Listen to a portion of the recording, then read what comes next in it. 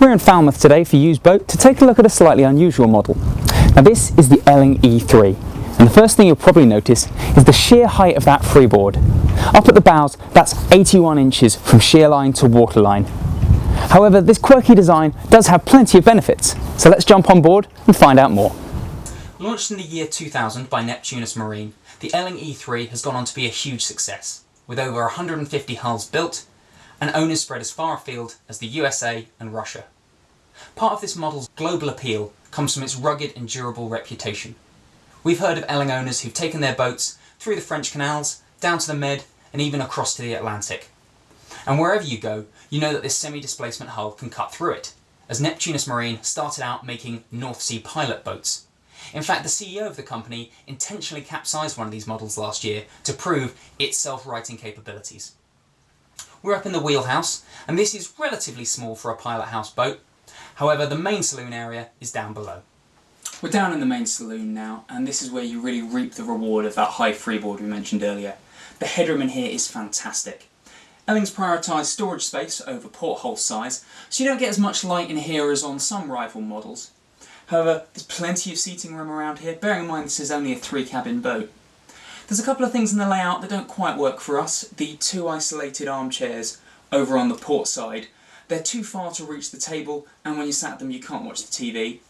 We've got some nice little stools here which allow you to sit all the way around this lovely teak table, and the finish on this really is beyond reproach. It would take a hard heart not to be won over by this. Engine access on this model is a little unusual. You actually get at it through the galley by removing this enormous hatch here, which lets you in to all the main service points on this fantastically well insulated engine bay. Now this is a single engine model, all the Elling E3s are, and the options vary from small inland waterways units to this fully blown Cummins 450 horsepower single diesel, which is good for a top speed of 17 knots. Now if crossing oceans on a single engine boat seems a little risky to you, then try to track down an Elling with the optional wing engine, which acts as emergency backup should you need it. Here we are in the aft cabin, which is where the owner's most likely to sleep.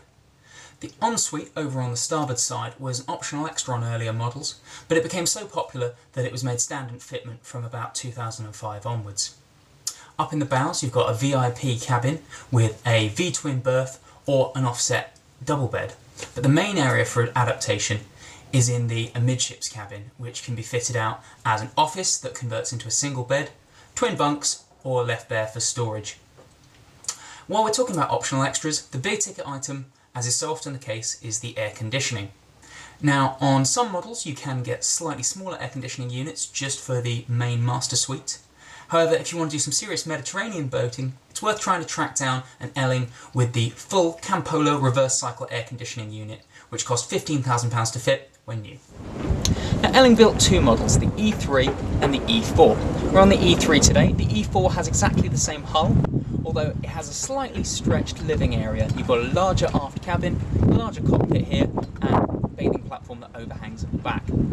This window here opens, allowing plenty of ventilation through to the helm station, and you've also got an electric sunroof, which allows plenty of light to shine down on the skipper. We really like this electric sunroof, it's a very neat touch, and if anything, owners tell us that it's over-engineered. There's this clever hydraulic pump which inflates to create a complete seal around the edge, and means that no water, wind, sand or dust or anything can get through there.